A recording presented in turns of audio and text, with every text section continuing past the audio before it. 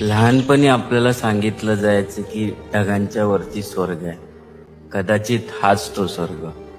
दुर्गेश्वर रायगड आपल्या हिंदू स्वराज्याची दुसरी राजधानी म्हणजे हाच तो रायगड.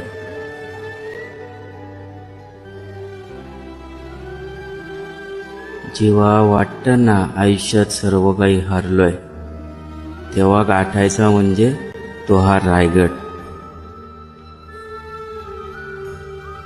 ऊन वारा पाऊस अशा असंख्य संकटांना सामोरे जाऊन अजूनही हा गड 350 वर्ष उभा आहे.